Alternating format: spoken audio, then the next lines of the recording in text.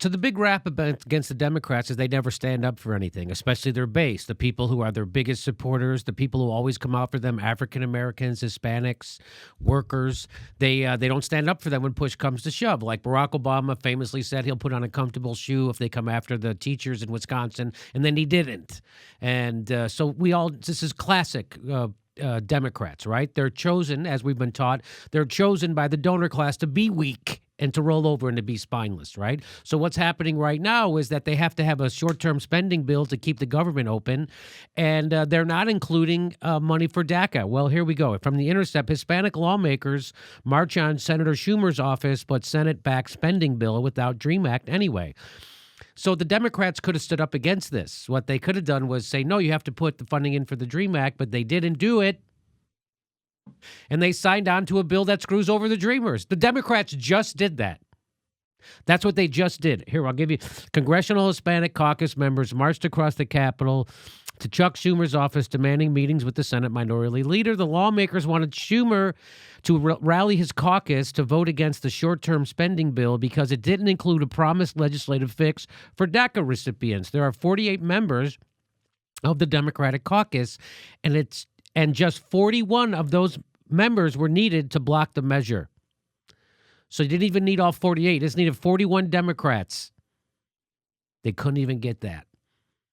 They couldn't even get a majority of the Democrats, 41 Democrats in the Senate to stand up. Isn't that amazing? But on Thursday evening, they fell 9 people short, with the bill advancing 66 to 32. A full 17 Democrats voted for the spending bill, including Tim, I Speak Spanish, Kane. Oh, God damn. Here's all of them. Here's a list of all of them in the House and the Senate. Tim Kaine, Mark Warner, Patrick Leahy from Vermont voted for it. Of course, Joe Manchin, Chris Coons from Delaware. By the way, on another video, I said that Pat Toomey was a Democrat. That was a mistake. He is not. He is a Republican. John Tester, Heidi Heitkamp, Maggie. God damn it. Look at this. So there's your resistance. There's your resistance. They're fighting like hell, except they're not. And this is why people didn't come out to vote for Democrats. This is what they get. They just came out in Alabama to vote in a Democrat as senator, and this is what they get. Hey, it doesn't, believe me, it doesn't matter. We're not going to fight. We're not going to fight. So here's when the Democrats could have did something, and they didn't. They could have showed to the whole world that they were fighting for DACA. They could have made a victory here, a political victory, and they don't want to win. They don't want to win. And the left is more fractured now than ever. And this is what honest to God, this is what you have left. These are the Democrats you have left. This is what you have left. People who vote for frickin' bloated military budgets and won't even stand up for the most vulnerable amongst us. Well, we were just talking about Doug Jones and how I was like, I thought this seems to be a person of integrity, and he immediately turned around less than a week after he was elected to office and shared that he was going to go ahead and vote with the Republicans. Yeah. Fantastic. And here's a prime example of all of these Democrats.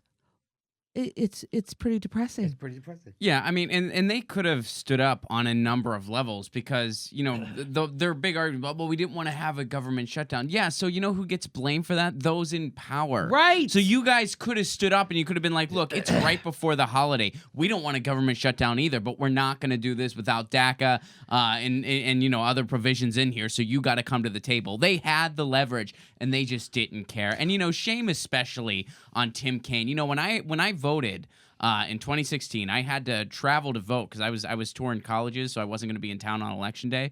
So I had to drive outside of city limits to go vote early.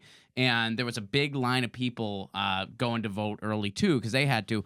And there was this gentleman, this Hispanic guy, and he was pleading with everybody in line. And there were, like, tears in his eyes to vote for Tim Kaine and Hillary Clinton. And I felt so bad for that guy for a number of reasons. And I feel so bad that he thought that Tim Kaine had his back, that he thought that Tim Kaine was looking out for their community, because Tim Kaine has no principles. His principles are up for sale to the highest bidder. And if he runs in 2020, he is guaranteeing us 8 years of Trump. Please don't run, Tim Kaine. Well, you saw how, you saw the consequences of when the Republicans would shut down our government. You saw the long-term consequences of that. Oh, yeah. What? We got Donald Trump. Right? So the Republicans shut down the government when Barack Obama, over bullshit, by the way, over wanting to wreck the economy. Barack Obama says, I'm not going to let you wreck the economy. And so we're going to shut the government down. Barack Obama won that. Right? So what happens is, you're going to make the Republicans, they shut the government down. Republicans got blamed for doing that. And we still got a Republican majority in the Senate, the House, and the White House. Isn't that weird? Maybe the Democrats should stand up for stuff once in a while. Wouldn't that be amazing if the Democrats stood up for something? Wouldn't that be amazing? It would be, because it's never happening. Never. That's not happening. Yeah. If a shutdown would have happened like right before the holiday, of course the blame would have went against whatever's in the White House. Of course. So this was a huge political opportunity for the Democrats, and they just... No, they don't care. Their corporate donors did not want the government shut down. Mm-hmm. It'll cost them money, so don't do it. That's exactly what happened. Their corporate donors said, "Don't do this," and the Democrats said, "We won't do it. Okay, we'll let the DACA people get screwed. Screw it, because my donor said do it. Why else would they be doing this, Ron?" Yeah, I mean, there's no other reason. They have every reason politically. Right, it's a political winner. Political winner. Also morally, they have every reason to. Right. And they don't care. They don't care. They do not care. Okay. It's a bad time. It's a bad time for the left. I really have very little hope of electoral politics fixing anything. 2018 is going to be a mixed bag result. People still hate both establishment parties, and this is why. You give them nothing to be for. Nothing to be for. And this is why. I have no idea how the left's going to come together. I don't know how it's going to happen. But they're easily divided, put it that way. They let the stupidest things divide them. And I'm not talking corporate Democrats. I'm talking progressives. Corporate Democrats is what we got to get rid of. There's more progressives than there are corporate Democrats, at least voting. It's sad. I have a headache. Yeah. Well, and in the meantime, this is the resistance. This is your resistance. Right here. This is the resistance. This is your resistance. This is your resistance. This is this. Again, if you get rid of Trump, everything will be great. I don't know what's again, right? This is, I like history. I was not a history major, but at some point, the French Revolution happened. At some point, it happens. So when people have nothing to lose, when people are working 2 and 3 jobs and they can't even afford to see a doctor when they get sick, and they know the system's rigged, and they see billionaires all over the place, and they see this. They see their elected leaders not doing a damn thing for them. Well, you tell me. I don't know. I mean, revolutions happen. So I don't know. Maybe you need to get 75% of the people poor or low income. Maybe 75% of the people need to be not able to afford $1,000 emergency. Maybe that's when you have a revolution. Right now, it's 63% of Americans can't afford $1,000 emergency. Well, I think at this point, a revolution is completely inevitable. It's a matter of the magnitude of it. And will it be a revolution in the form of we're going to have the opposite of Reagan and take a sharp turn? Or, will it be something more I don't know, significant? Ron, but people need to get in the streets because electoral politics isn't doing it, and it's moving way too slowly. And let's remember that elected politicians always piggyback on social movements. It was Martin Luther King who pushed LBJ. Mm-hmm. It wasn't LBJ pushing. Right. right? He went along. So it's social, it wasn't Nixon pushing for the EPA. Yeah, it was Right. environmentalist. It was environmentalists. And it's when the movement gets big enough that they can't trivialize and ignore you anymore. right. And we're getting to that point. One could argue we're already there. Right. The problem is that and- there's a lot of I'm sorry, go ahead. I would just say, and also the police department is ready to meet you, Yeah. there as a terrorist. So they're going to look at any kind of protester, and they're prepared to brutalize them. Yeah. And like when you're saying like, I think there's going to be a revolution, I'm like, oh my God, what are you willing to risk? What am I willing to risk to go to the streets and speak on behalf of the voiceless? And I think that's something that we're trying to do here at the Jimmy Dore Show. But like when like I think of like a revolution, I'm like, these people are working 3 jobs. They're the working poor.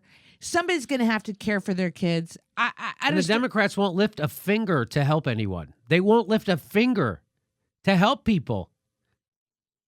And they'll sit there, they'll sit there and say and talk to a guy who's cutting health care for the poorest people in the country, and they'll say, well, you're a gentleman and I appreciate your hard work. Thank you. I'm sorry, I don't mean to be rude, but I don't like that you're doing this to the poor people. But I don't want to be rude.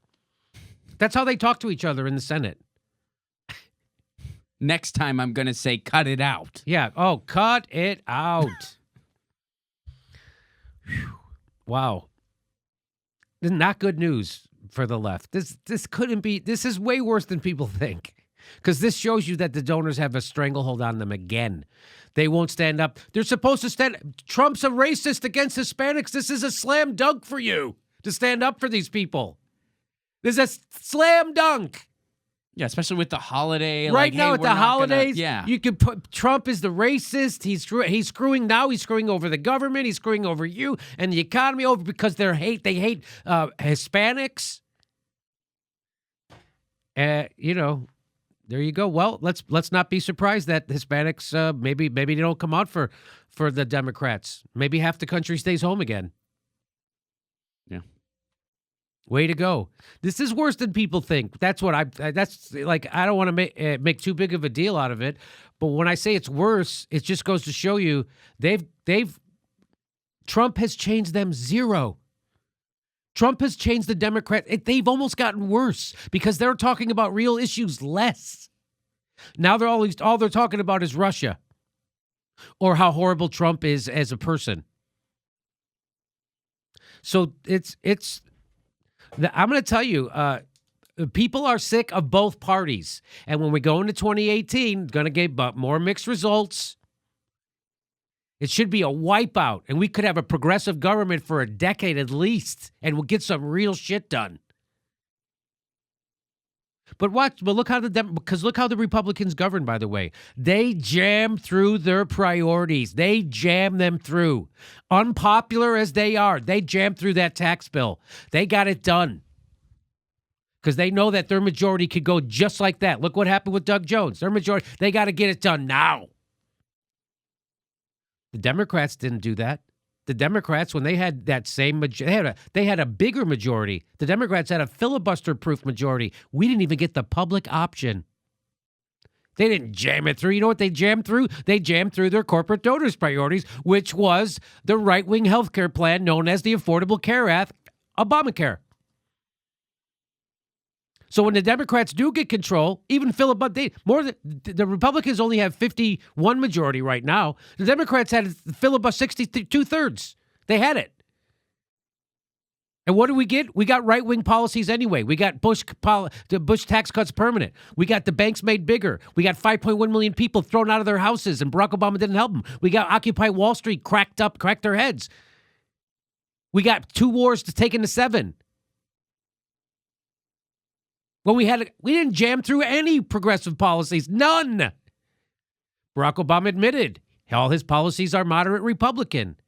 And then again, you can wag your finger at people like me or Bernie Sanders supporters or Jill Stein, environmentalists. They blame everybody else for the election except the goddamn Democrats. Except the fact that there's a political party that doesn't represent fucking anybody. It's worse than people think. I think that, I don't know, am I overstating it? Because this just shows you that they're not going to stand up for anybody. Oh, if, no, if you don't think absolutely. this depresses the frickin' Hispanic vote, you don't think that does that? What do you think that does to the frickin' Hispanic vote? Oh, absolutely. And because you know what? Trump says despicable things. But you know what? I was taught actions speak louder than words. And I'm talking to you, Tim Kaine. That's talking right. to you. He'll say si se puede if he thinks it'll get him a vote. Mm-hmm. But then when it comes time to stand for something. When it comes time to stand up for si se puede, he gotta go, I'm a piece of shit.